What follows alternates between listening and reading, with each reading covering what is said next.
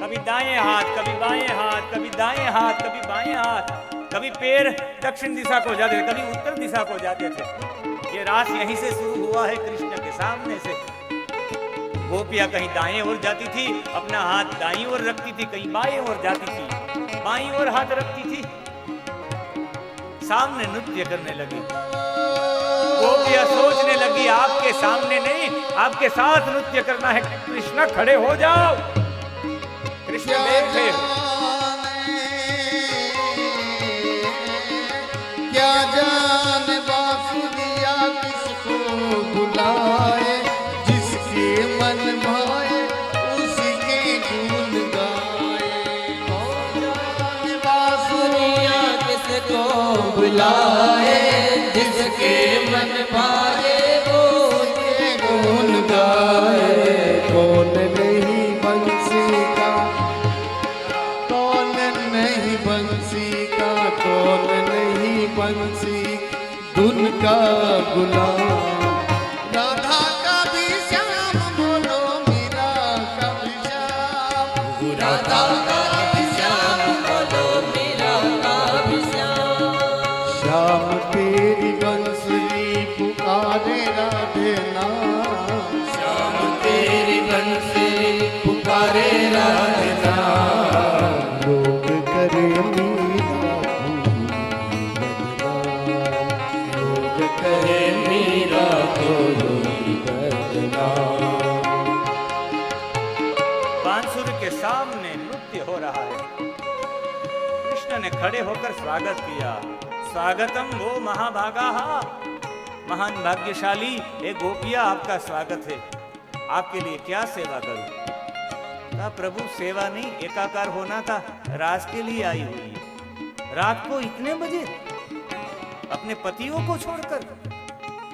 धर्मशास्त्र कहता है पति कितना भी दुष्ट हो, कितना भी धनहीन हो, रोगी हो, लेकिन पति को छोड़कर आना नहीं चाहिए। चली जाइए अपने पतियों के पास। कहे कि प्रभु सब छोड़कर आई है, फिर भी आप बता रहे कि पति के पास चले जाइए। प्रभु ने कहा पति को छोड़ना नहीं चाहिए, धर्मशास्त्र कहता है। कहा कि हमारे शरीर के पति होंगे कई लोग, लेकिन हमारा आत्मा का पति तो कन्हैया तू ही है। आज तो हम आत्मभाव से आई हुई है। प्रभु ने कहा तो क्या है आत्मभाव से आई हुई? ये शास्त्र के विरुद्ध है, पति को छोड़ना नहीं चाहिए। सब गोपियों के गाल लाल हो गए, आंखें लाल हो गई, होठ लाल हो गए। अपने पैर के अंगूठे के नख से, नाखून से भूमि को कोरने लगी। इतना गुस्सा थी। प्रभु ने कहा चलिए, देह भाव तो छूट गया है, पति को छोड़कर सबको छोड़कर आ गई, लेकिन जीव भाव छूटा या नहीं?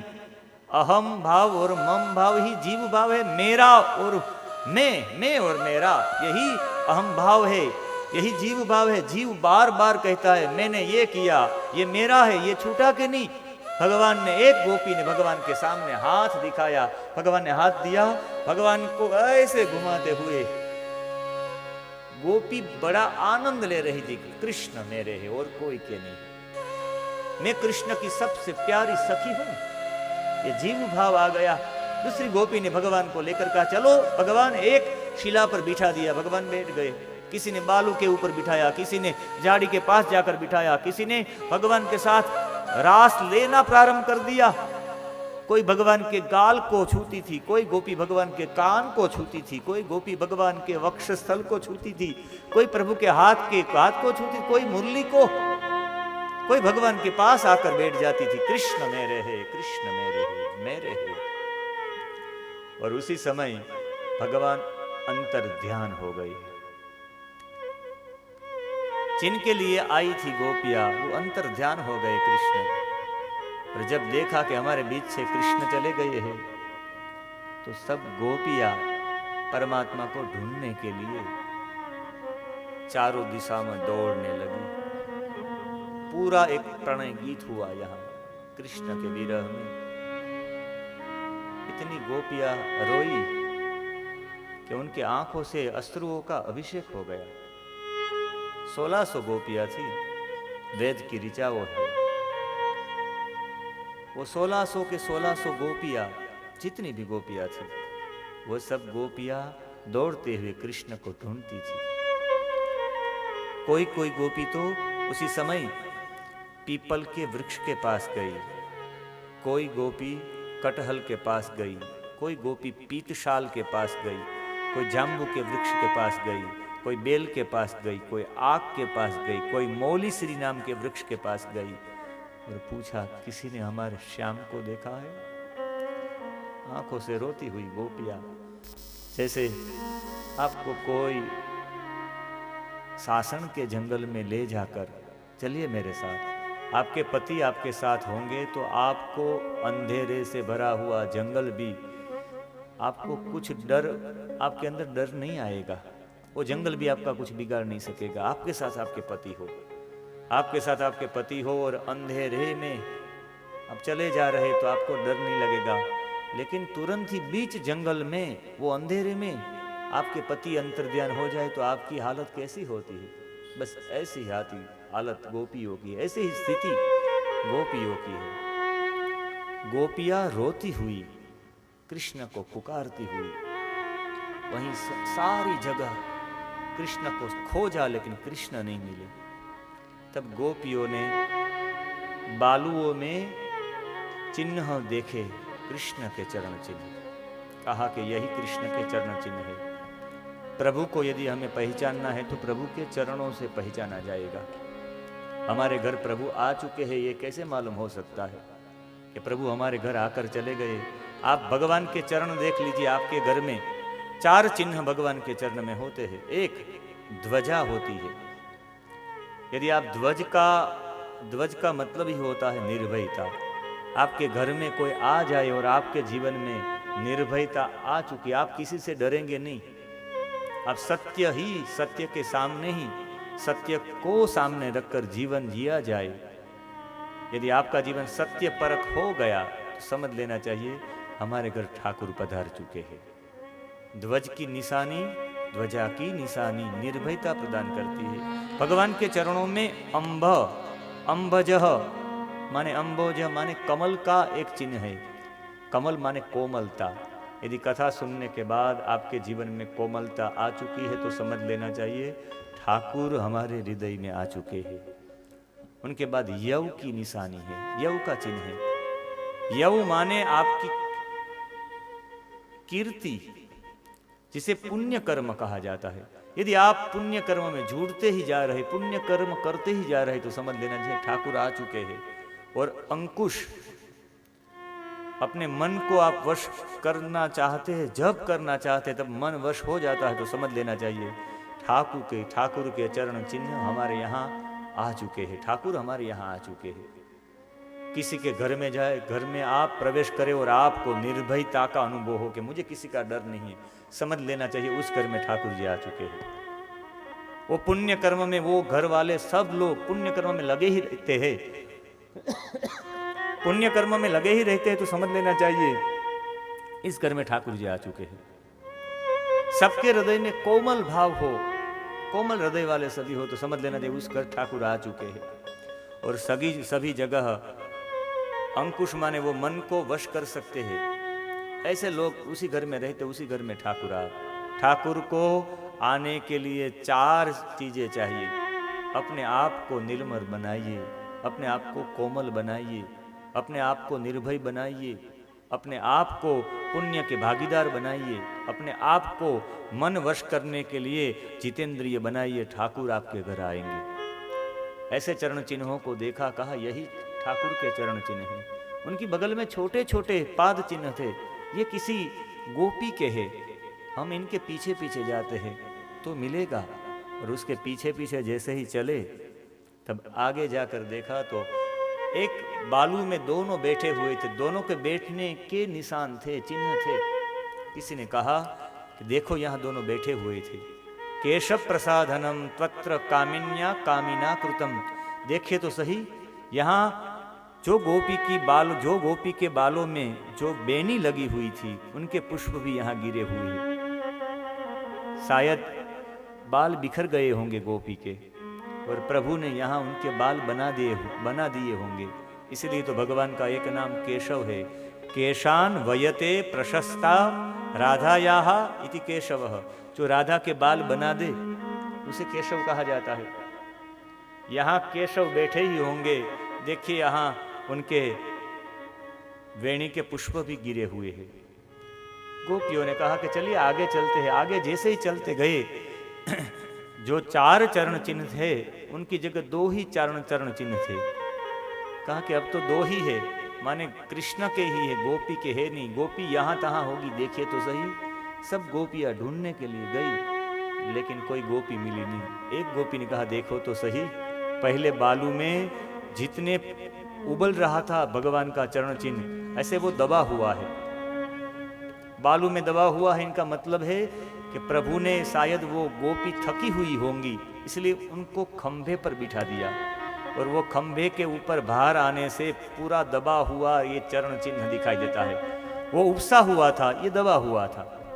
कितनी भाग्यशाली है हम सभी गोपी। वो गोपी कृष्ण के साथ चली गई। चलिए इसी चरण चिन्ह के पीछे पीछे हम जाते हैं। कभी भी प्रभु को प्राप्त करना है तो चरण चिन्हों से प्राप्त होते हैं परमात्मा। और परमात्मा के चरण चिन्ह वो दूसरे कोई नहीं, वेद कहता है पदभ्यांगु शूद्रो अजायत। जितने शूद्र लोग हैं, जितने गरीब लोग हैं, जो कुछ पा नहीं सकते, ऐसे लोगों को मदद करना, वो ही परमात्मा का रास्ता आपको बता देंगे।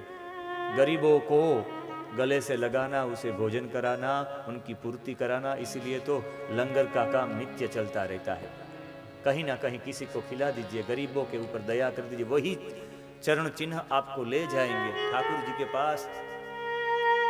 पदभ्यांगु शूद्रो अजायत, वो चरण चिन्ह गरीबों को, गरीबों में भगवान देखने की परंपरा, ठाकुर को मिलाने की परंपरा है। जैसे ही आगे गए तो एक शाखा पे, एक डाल पर लटकी हुई एक गोपी थी, वो दूसरी कोई नहीं। भागवत जी में तो राधा जी का नाम नहीं है, लेकिन ब्रह्म वैवर्तक पुराण और माधुर्य खंड गर्ग संहिता ऐसा कहती है। राधा सुधा निधि नाम का ग्रंथ कहता है वो राधा जी थी। राधा जी ने सोचा कि हम साथ में आए हैं तो सभी को कृष्ण मिलने चाहिए, मुझे एक को नहीं। इसलिए सात्विक अहंकार खड़ा किया और उसी समय भगवान ने कहा कि थोड़ा सा खंभा दर्द कर रहा है, ये डाली है, डाली को पकड़ के रखो, मैं अपना कंधा बदल लूं। और जैसे ही माता जी ने, राधा देवी ने जैसे ही वो डाली को पकड़ा, भगवान अंतर ध्यान हो गए। और भागवत जी का यही श्लोक है, अंतर्हिते भगवती सहसेव व्रजांगना। भगवान अंतर ध्यान होकर कहीं गए ही नहीं थे, बाहर से अंतर ध्यान होकर अंतर्हिते भगवती, भगवान अंतर्हित हो गए थे सबके अंदर। सभी गोपियां बाहर ढूंढ रही थी लेकिन ठाकुर जी थे अंदर ही, और वही सबके अंतर्हित में ठाकुर जी गए। इसीलिए गोपी गीत के रूप में ठाकुर जी प्रकट हुए। ये गोपी गीत गोपियों ने गाया, वो गोपी गीत नहीं है, वो ठाकुर जी स्वयं है। भगवान अंतर ध्यान होकर हृदयस्थ हो गए और हृदय से जो वाणी निकली उसे गोपी गीत कहा जाता है। और सब गोपियों ने जब राधा जी को नीचे उतारा और बेशुद्ध हुई, राधा जी ने कहा कि कृष्ण मुझे छोड़कर भी चले गए। कहीं ना कहीं हमारे हृदय में अहम भाव आ गया है, जीव भाव आ गया है। आत्म भाव के बिना कृष्ण की प्राप्ति नहीं कर सकते। आत्म भाव प्रकट करना है और जीव भाव को छोड़ना है, मैं और मेरा छोड़ना है, तो एक ही काम करना पड़ेगा। हम सभी को एक सुर में, हम सभी के ऐसा नहीं करना चाहिए कृष्ण मेरा ही मेरे है, हम सभी के है, ऐसा नहीं। कृष्ण हम सब तेरी है, ऐसा चल, मेरा मेरा नहीं, तेरा तेरा करना चाहिए। हम सब तेरी है, तावकाहा कृष्ण हम सब तेरी है। और ये भाव प्रकट करने के लिए हमें एक बार रोना पड़ेगा और रोते रोते हुए कृष्ण को पुकारना पड़ेगा। यदि कृष्ण को आप साक्षात प्रकट करना चाहते हैं तो रोना पड़ेगा। एक बार रोइए और उनके साथ गाइए, तब कृष्ण मिलेंगे। और गोपियों ने यही किया, गोपी गीत के रूप में रोते हुए कृष्ण को मना रही है गोपियां। रोते रोते आंख में से आंसू गिर रहे हैं, बड़े बड़े आंसू गिर रहे हैं। और कई दिशा में कृष्ण को ढूंढती हुई गोपियां बोल रही है, जयति तेऽधिकं जन्मना व्रज जयत इंदिरा शश्वदत्र हि जयति तेऽधिकं जन्मना व्रज जयत इंदिरा शश्वदत्र हि दृश्यता दीक्षुतावता स्वैभूता सव स्वां विचिन्वते दृश्यता दीक्षुतावता स्वैभूता सव स्वां विचिन्वते। हे प्रभु, गोपियां बोल रही है, ते जन्मना, तेरे जन्म से ये पूरा व्रज माने व्रज मंडल अधिकम जयति, अधिक जय जयकार हुआ है। आपके आने से ही हमारी व्रज की महत्ता है। जहां प्रभु नहीं होते वो स्थान की कोई महत्ता नहीं होती। आज सौराष्ट्र में राजकोट सबसे श्रेष्ठ इसलिए है, यहाँ रूढ़ी माँ ने सबसे पहले ठाकुर को बुलाया था, इसलिए राजकोट की ये महत्ता है। जहां ठाकुर नहीं होते वहां की कोई महत्ता नहीं होती। रूढ़ी माँ करके एक रबारी समाज की महिला हुई, ठाकुर को बुलाया था, इतनी सेवा की आज भी सेवा चल रही है। रानी माँ और रूढ़ी माँ दोनों महिलाओं ने इतना भाव प्रकट किया कि ठाकुर को आना पड़ा। आज भी सौराष्ट्र में ठाकुर जी पधारे हैं, इसलिए सौराष्ट्र की महत्ता है। इसलिए सबको अच्छा लगता है कि कुछ दिन तो गुजारिए गुजरात में, ये बाद में आया, पहले हमारे ठाकुर आए हैं, इसलिए सबको आना पड़ा। अमरावती से साईं पधारे थे, महाराष्ट्र से पधारे थे, वो बोले कि आप तो भाग्यशाली, सोमनाथ भी यहाँ है और द्वारिकाधीश भी यहाँ है, वयम भाग्यवंतः। ऐसे जगह हमारा जन्म हुआ है जहां भगवान 100 साल रहे, 5,500 साल बीते हैं। ठाकुर, आपसे ही हमारी व्रज की महत्ता है। जब से आप हमारे यहाँ आए हैं, वैकुंठ से भी व्रज की महत्ता ज्यादा है। क्यों महत्ता ज्यादा है, उनका महत्व क्यों बढ़ गया है? वहां इंदिरा माने लक्ष्मी, वहां लक्ष्मी सबसे काम करवाती है, उनका आधिपत्य चलता है। और यहाँ श्रयत इंदिरा, इंदिरा माने लक्ष्मी, श्रयत इति सेवते, यहाँ सभी की सेवा करती है। वहां सबके ऊपर हुक्म चलाती है, यहाँ सेवा करती है। और वहां वैकुंठ में तेरे सामने कुछ करना ठीक नहीं लगता, वहां तो तू अधिपति है।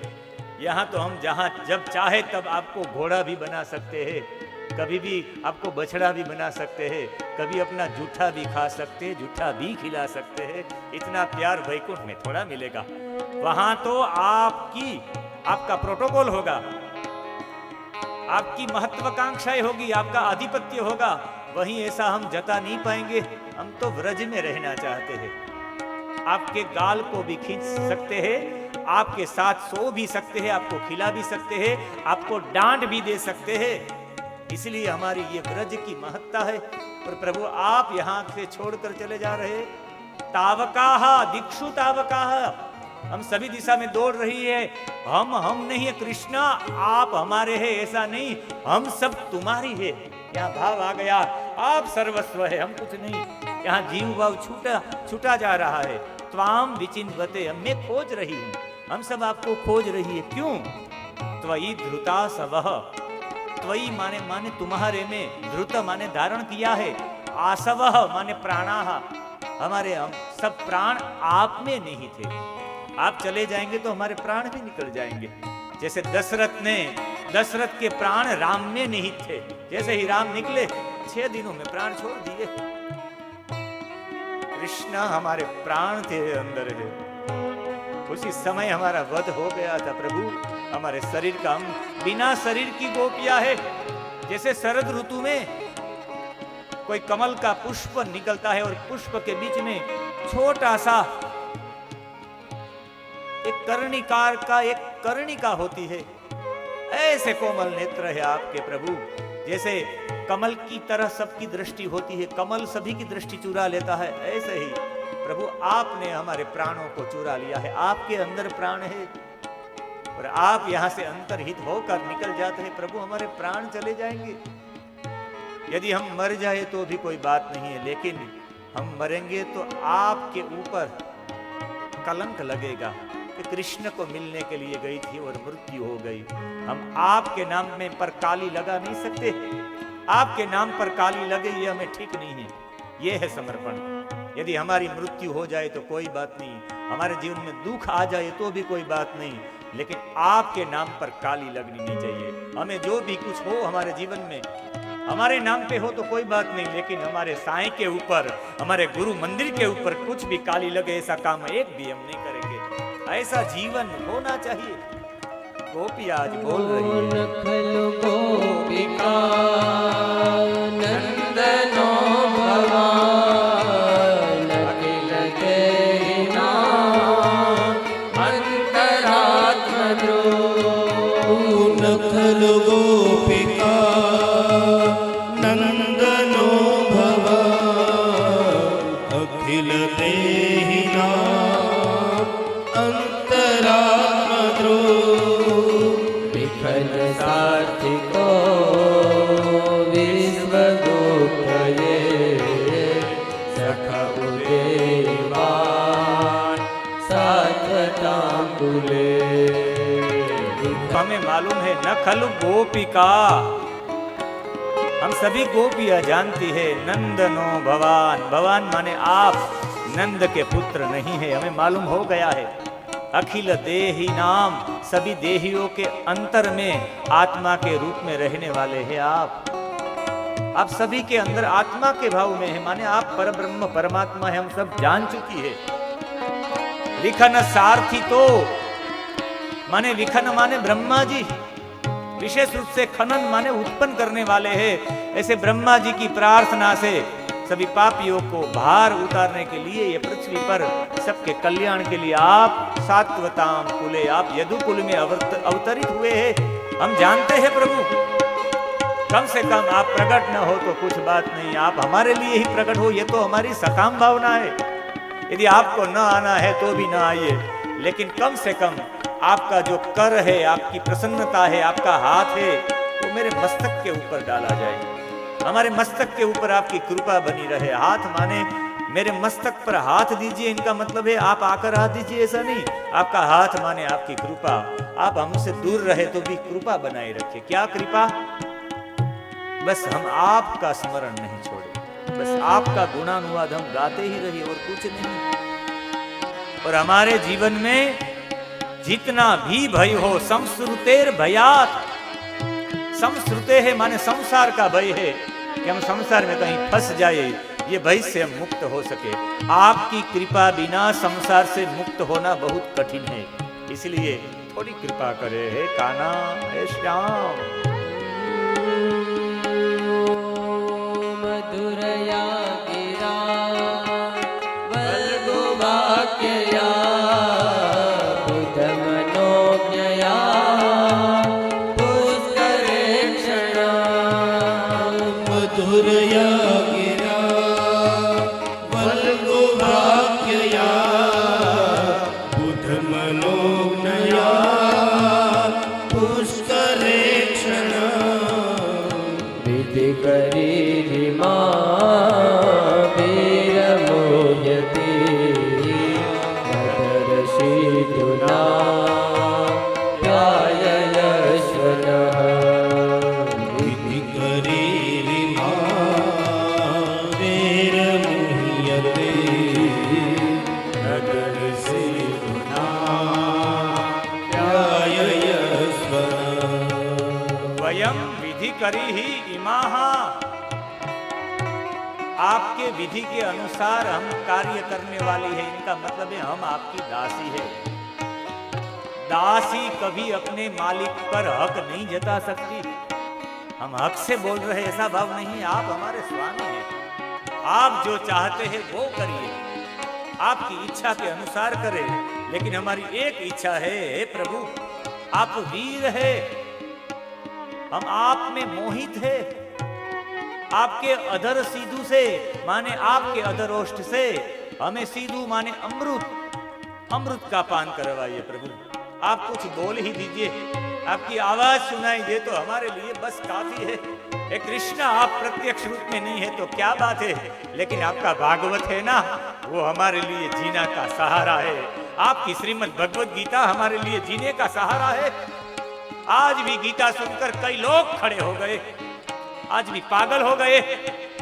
मुझे बड़ा याद है जर्मन की भूमि पर एक पहला जो भाष्य जिन्होंने जर्मन भाषा में लिखा गया, और जर्मन भाषा का एक सबसे बड़ा उनका एक शिष्य ह्यूमन जिनका नाम था, श्रीमद् भगवत गीता के 6 अध्याय ही पढ़ा अपने गुरु से।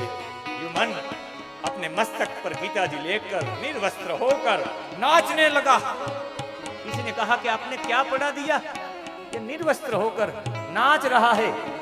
गीता जी उनके मस्तक पर थी। ह्यूमन के जब गुरुदेव पधारे और कहा, क्यों नाच रहे हो ऐसे निर्वस्त्र? रोता रोता वो बोला, गुरुदेव ये चीज पढ़ने के लिए नहीं है, ये चीज नाचने के लिए है। ये कृष्ण की वाणी है, मेरे जीवन में रहा नहीं गया। जो नृत्य करवा दे खड़े होकर, ये है कृष्ण की वाणी, ये है श्रीमद् भगवत गीता। तेरी गीता, तेरा भागवत हमें जिंदा रखता है, वरना अभी के अभी हमारे प्राण छूट जाते हैं। और तेरी कथा क्या नहीं करती, मुझे बताइए तो सही। कृष्ण से बड़ा दुख संघर्ष किन्होंने सहा है?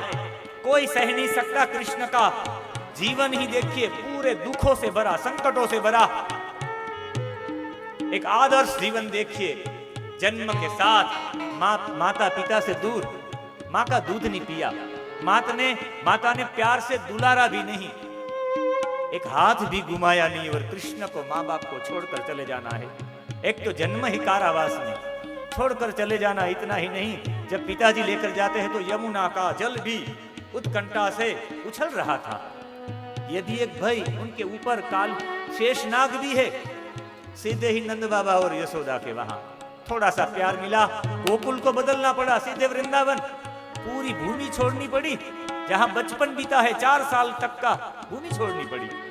और जैसे ही 7 साल रहे वृंदावन में, तब तो नारद जी का संदेश आ गया, जाना है मथुरा। सबसे प्यारी उनकी माँ थी यशोदा। बार बार कान्हा को, बार बार वो गोपियां थी जो बार बार कृष्ण को डांटती थी, छाछ देने के लिए कृष्ण को नचाती थी। भगवान किसी के वहां चोरी करते थे, किसी को प्यार बांटते थे। इतना प्यार मिला था कृष्ण को, ये छोड़कर भी भगवान को मथुरा जाना पड़ा।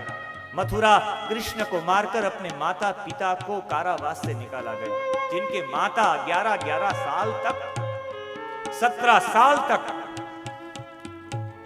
माने 6-6 बच्चे हुए, माने 15-16 साल तक कारावास में रहे। ऐसे माता पिता के चरणों में गिरे। थोड़ा सा प्यार मिले तब तक तो सांदीपनी आ गई, पढ़ाने के लिए ले गए। अभी तो 14 साल तक मथुरा में रहे, तब तो जरासंध का आक्रमण हुआ। 14 सालों में 16 बार आक्रमण, 23 अक्षौहिणी सेना के साथ। महाभारत तो 18 अक्षौहिणी सेना थी, वहीं 18 ही अक्षौहिणी सेना थी। यहाँ हर बार 17 बार आया, और सभी के बार 23 अक्षौहिणी सेना लेकर आए। बार बार लड़े, 14 साल में 16 बार लड़े। कितना संघर्ष। पूरे परिवार को, सबसे यहाँ पूरी भूमि को छोड़कर, अपने पिताजी की, अपने पूर्वजों की भूमि को छोड़कर समुद्र के बीच में आ जाना पड़ा, द्वारिका। अभी द्वारिका में कुछ मिले, उससे पहले तो सब बीच बीच में लड़ने लगे, पूरा परिवार। और पूरा परिवार लड़ने लगा ऐसा नहीं। शाल्व ने आक्रमण किया द्वारिका पे, विदुरथ ने, दंतवक्त्र ने, पौंड्र ने, काशी के राजा ने बार बार आक्रमण, लड़ते ही रहे। और अंतिम में प्रभास क्षेत्र में अपने पूरे परिवार जन को मरते हुए देखा। ये कुछ कम दुख है? कृष्ण, तेरी कथा सुनने के बाद हमें लगता है हमारे जीवन में कुछ दुख है ही नहीं। इनके सामने क्या दुख आएगा? आप द्रौपदी का जीवन देखिए, पूरे जीवन दुख दुख और दुख। सीता मैया का जीवन देखिए, आज हम रोने लगते, हमारे जीवन में बड़े दुख है। सीता से ज्यादा दुख है आपको क्या? जो कमलों पे चली थी, जो अपने गलीचे के ऊपर ही चलती थी, जनक की बेटी थी, राजकुमारी थी, और जैसे ही शादी हुई बिना चप्पल के चली गई, कांटों के बीच 14 साल तक वनवास में आई तो भी वाल्मीकि के आश्रम में जाना पड़ा, और अंत में जब मिलना हुआ तब भी धरती में समाहित हो गई। इससे ज्यादा क्या दुख है? भक्त कवि नरसिंह मेहता से ज्यादा दुख है क्या? मीरा के जीवन से लेकर आप कई लोगों को, नामदेव का जीवन लीजिए, तुकाराम जी का जीवन लीजिए, अरे गुरु नानक साहब का जीवन ले लीजिए, इनसे ज्यादा क्या दुख है हमारे जीवन में? तेरी कथा यही हमें सुनाती है।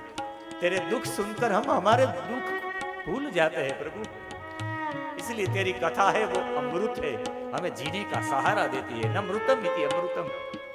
आपकी कथा सुन लेता हूं है प्रभु तो जीने की राह मिल जाती है, वरना तो कई बार मरने के विचार आते हैं, लेकिन कथा सुन लेता हूं है प्रभु, गोपिया कहती है तो मरने की इच्छा नहीं होती। तेरे कथा में अमृत है। ओ तव कथामृतम तप्त जीवनम कविभिरीडितम कल्मषापहम्। तव कथामृतम् तप्त जीवनम् कविभिरीडितम् कल्मषापहम्। श्रवणमङ्गलम् श्रीमदातत भुवि गृह्णन्ति ते भूरिदा जना। श्रवणमङ्गलम् श्रीमदाततं भुवि गृह्णन्ति ते भूरिदा जना। गोपिया रोती हुई कहती है कृष्णा कवि भी ईड़ितम, हम क्या गाए आपकी कथा। आदि कवियों ने गा चुकी है आपकी कथा, ब्रह्मा जी ने, नारद जी ने, व्यास जी ने आपके बारे में क्या कहे हैं कृष्ण। कल्मषापहम्, आपकी बातें सुनकर हमारे जीवन से पाप निकल जाता है। कथा में हम इसलिए ही आते हैं हमारे जीवन में पाप न रहे, कोने में भी पड़ा हुआ पाप आपकी कथा सुनने से निकल जाता है। और प्रभु सबसे बड़ी बात तो यह है कि आपके चरणों में जो भी कोई आएगा, जब आप गायों को चारने के लिए, चराने के लिए, गैया चराने के लिए आप जब जंगल में आपका कदम जब गिरता है, आपके पैर जब जंगल की ओर प्रस्थान करते हैं, तब हम बार बार रोते हैं। एक तो आप नंगे पांव जाते हैं, गाय कुछ पहनेगी नहीं, मेरी गैया पहनेगी नहीं तो मैं भी कुछ पहनूंगा नहीं। बिना ही लड़ाकू पहने आप ऐसे ही चले जाते हैं नंगे पांव, गैया के पीछे नंगे पांव चलते हैं प्रभु। तब आपके चरणों में प्रभु जो कांटे, जो कुश, जो कंकड़ आपको कष्ट पहुंचाते हैं, हमारे मन में बेचैनी हो जाती है। वो आपके पैरों में वो कंकड़ नहीं लगते, वो कांटे, वो कुश आपके चरण में नहीं लगते प्रभु, हमारे मन में लगते हैं। हम कई बार रोते रोते कहते हैं कि ये सब दुख हमें मिले। ओ प्रणत कामदं पद्मजार्चितं धरणिमण्डनं ध्येयमापदे। प्रणत कामदं पद्मजार्चितं धरणिमण्डलं ध्येयमापदे। चरणपङ्कजं सन्तमञ्चते रमणनहसने स्वर्पयादिहन्।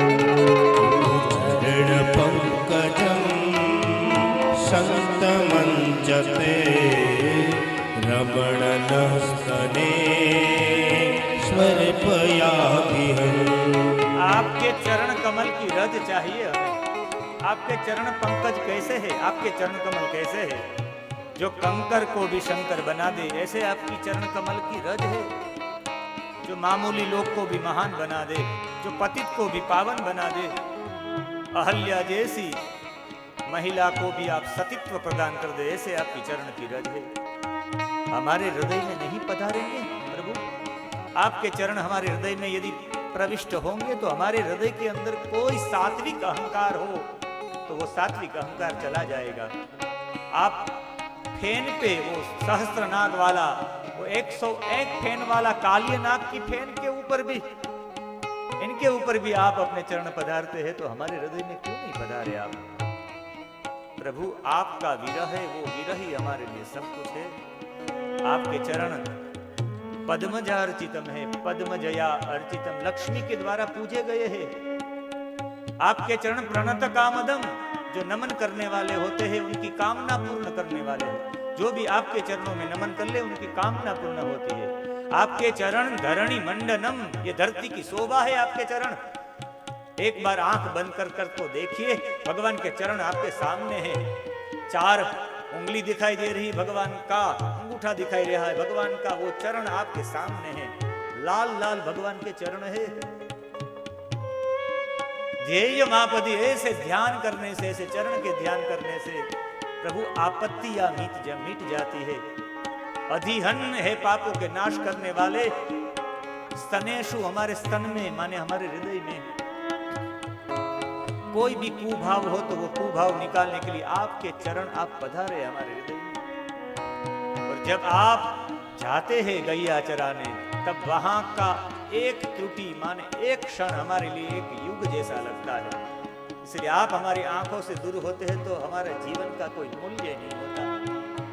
प्रभु आप पधारे नहीं तो कोई बात नहीं, पर हम सब आपकी है। तावकाहा, हम सब तुम्हारी है, तुम्हारी है, तुम्हारी है। गोपियां रोने लगी। जब सात्विक वृत्ति की, हमारे सात्विकता हमारे जीवन में आ जाती है, जब सात्विकता का शक्तिपात हो जाता है जीवन में, तो 3 विकार होते हैं। कंठ विकार, नेत्र विकार और शरीर विकार। अपने शरीर में जितने भी रोंगटे हैं, सब रोंगटे खड़े हो जाते हैं। समझ लेना चाहिए सात्विकता का प्रवेश हो गया। कंठ अवरुद्ध हो जाए, आप बोल नहीं पाए, बोलना है और बोल नहीं पाएंगे तो समझ लेना चाहिए ये कंठ विकार है। सात्विकता की प्रतिष्ठा हम में हो चुकी है, हमारे शरीर में आविर्भाव हो चुका है और आंखों से आंसू ही बहने लगे, तब समझ जाना चाहिए कि सात्विकता आ गई है। और सभी गोपियां साथ में मिलकर, एक साथ में मिलकर रोने लगी। इति गोप्यः प्रगायन्तः प्रलपन्त्यश्चचित्रधा रुरुदुः सुस्वरं राजम् कृष्णदर्शनलालसा। रुरुदुः सुस्वरम माने रोना भी एक स्वर में हुआ। सुस्वरम, एक स्वर में रोना हुआ। पहले जो गोपी सोचती थी कि मैं ही कृष्ण की हूं, मेरे ही कृष्ण है, जब सब अलग अलग थी, अपना अपना सोच रही थी, आज अपना अपना छोड़कर कृष्ण का सोचने लगी है। माने सबके स्वर एक हो गए, सभी गोपियां एक हुई ऐसा नहीं, माने स्वर एक हुए, माने सभी की आत्मा एक हो गई। माने रोना भी एक स्वर में हुआ, एक स्वर में सब गोपियां रो रही थी। माने सभी के अंदर जहां से सांस आती है वो प्राण सभी के एक हो गए। प्राण जिनके ऊपर बैठ कर आता है वो आत्मा एक हो गई है। माने आत्मभाव प्रकट हो चुका है। और जब आत्मभाव प्रकट होता है तो परमात्मा के साथ वो रास होता है। यहाँ जीव भाव चला गया है। किसी को भी जीव भाव छोड़ना है, देह भाव तो सभी को छोड़ सकते हैं। 3 घंटे के लिए हम यहाँ बैठते हैं तो देह भाव छूट जाता है, कोई बड़ी बात नहीं देह भाव छोड़ने के लिए। लेकिन जीव भाव छोड़ना, मेरा और मैं और मेरा, ये छोड़ना बड़ी कठिनाई है। वो छोड़ने के लिए एक ही उपाय है, रोते रहिए, कृष्ण के विरह में रोते रहिए। और जो रोता है उनके जीवन में जीव भाव चला जाता है। इसलिए जीव भाव दूर करने के लिए कृष्ण ने बार बार रुलाया और रोने से सबका स्वर भी एक हो गया। और जब स्वर एक हो गया तब कृष्ण परमात्मा उसी समय वहां उनके सामने हाजिर हो गए प्रत्यक्ष रूप में। ये सब आत्माएं थी, वो बिंदु, तेज वाला छोटा सा बिंदु। मैंने आपको अपने शरीर को छोड़कर एक तेज बिंदु में प्रस्थापित करने के लिए आप सबको कहा था। आप वही तेज बिंदु है। एक बड़ा तेज बिंदु, और इसी को बड़ा एक तेज की एक बड़ी मसाल चल रही है, एक आग जल रही है बड़े प्रकाश की, उनके साथ सभी मिल गए हैं और इतने घुल मिल गए कि मालूम ही नहीं कि वो सब बिंदु वो कहाँ गए। छोटी छोटी बिंदियाँ थी, कहाँ गई, सब अग्नि में मिल गई। छोटी छोटी आग जैसे बड़ी आग में डाल देते तो मालूम नहीं होता कि छोटी आगे कहाँ गई, ऐसे ही सभी आत्मा परमात्मा में लीन हो गई, और वो लीन हो गई और वो घूमते घूमते लीन हो गई। यदि हमें भी लीन होना है परमात्मा में तो हमें भी घूमना पड़ेगा। इसलिए तो पूरे गुजरात में आज भी सब लोग गरबा लेकर घूमते हैं, और गरबा से जैसे जैसे घूमते हैं, घूमने से ही परमात्मा में एकाकार होता है, और एकाकार होने से परमात्मा और हमारे बीच एक भी चीज ऐसी नहीं रहती कि जो हम है तो कृष्ण है, हम है तो कृष्ण नहीं है। ऐसे कन्हैया भी हमारे बीच में आ चुके हैं। तो एक बार ऐसे कृष्ण के दर्शन कर ले, आपके सामने, यहीं सामने ही नजदीकी, ये सभी लोगों को दूरी नहीं भाती। ऐसे कृष्ण है, आपको नहीं लगता कि इनके साथ भी एकाकार हो जाए। हम भी आपके बीच में ही आएंगे और आप भी इनके बीच में एकाकार होने के लिए एक, आपके यहां सजा कहा जाता है क्या? छजा, गोल रावण नृत्य को क्या कहा जाता है? छेज, छेज कहा जाता है। आ जाइए, आपको भी छेज के लिए मैं बुला रहा हूं। इसलिए थोड़े समय के लिए थोड़ी छेज हो जाए और परमात्मा को प्रसन्न कर ले।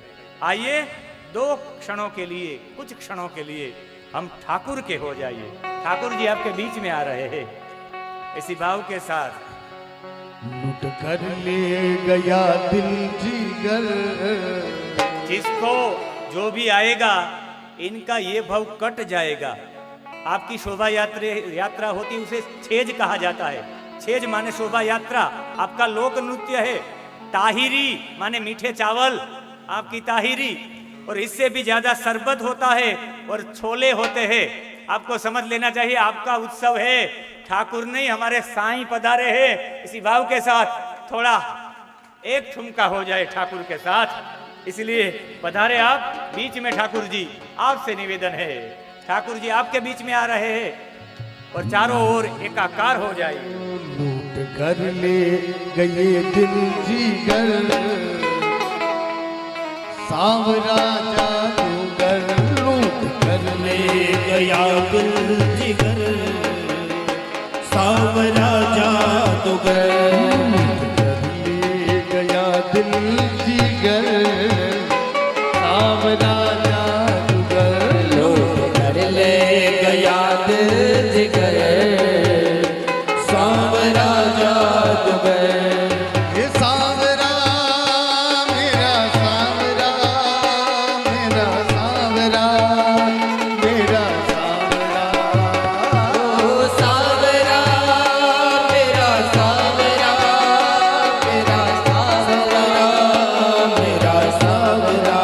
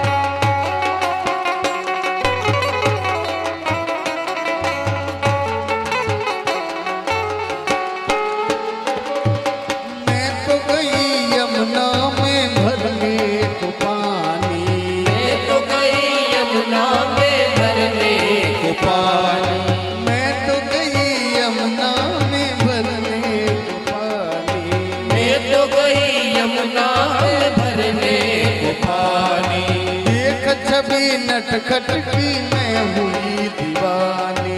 देख छवि नटखट की मैं हुई दीवानी। अरे देख छवि नटखट की मैं हुई दीवानी। वो देख छवि नटखट की मैं हुई दीवानी। उसने डाली जो उसने डाली जो उसने डाली जो तिरछी नजर सांवरा जादूगर। उसने डाले जो तेरे से नजर सावरा जादूगर। ये सांवरा मेरा सांवरा मेरा सांवरा मेरा सांवरा। ओ सावरा मेरा सावरा मेरा सावरा मेरा सावरा। दिल्लू कर ले गया दिल जीगर सांवरा जादूगर। ले गया दिल जिगर सावरा जादूगर।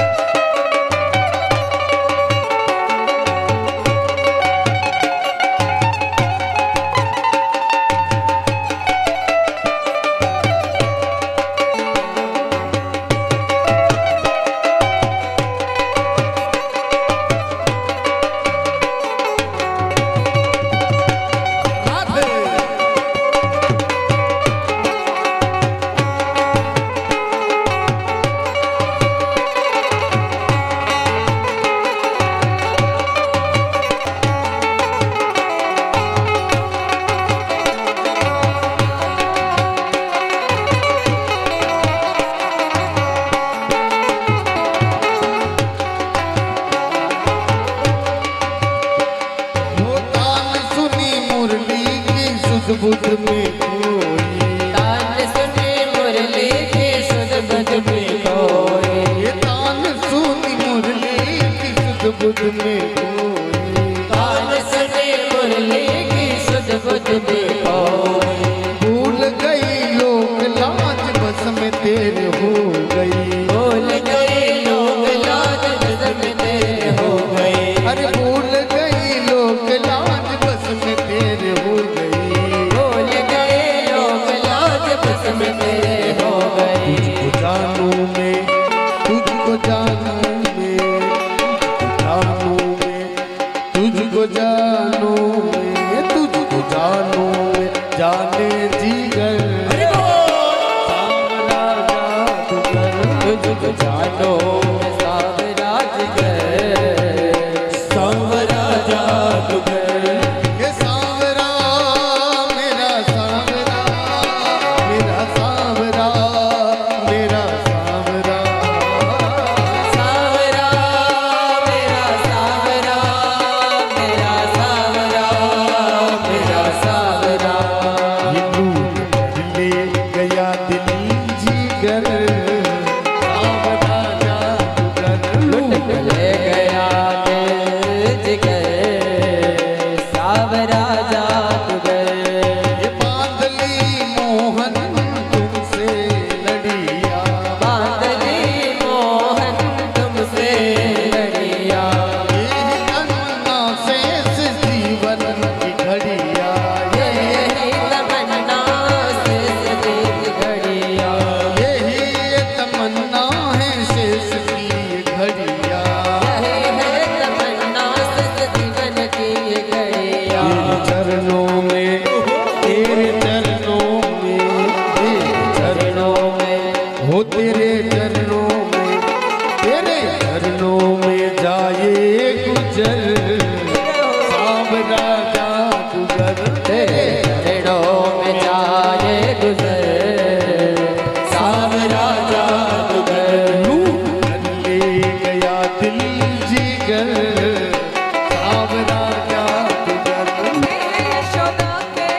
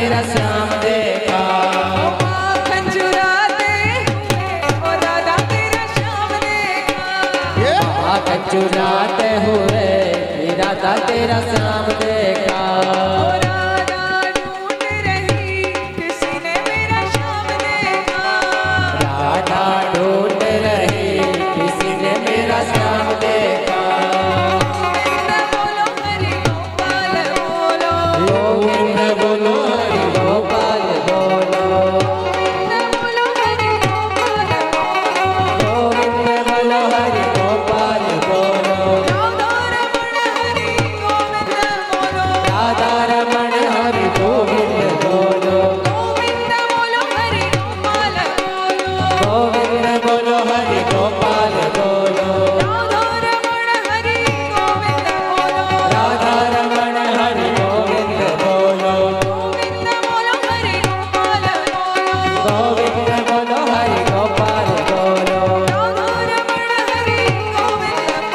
राधा रमण हरि गोपाल बोलो नटवर नागर नंदा मधुर मन गोविंदा नटवर नागर नंदा बजोरे मन गोविंदा सुंदर मुख चंदा मधुर मन गोविंदा सावरी सुरत मुख चंदा बजोरे मन गोविंदा तुम ही नटवर तुम ही नागर तू ही नटवर तू ही नागर तुम ही नटवर तुम ही नागर तुम ही नटवर तुम ही नागर हो बाल मुकुंदा भजोरे मन गोविंदा तुम ही बाल मुकुंदा बजोरे मन गोविंदा नटवर नागर नंदा भजोरे मन गोविंदा नटवर नागर नंदा बजोरे मन गोविंदा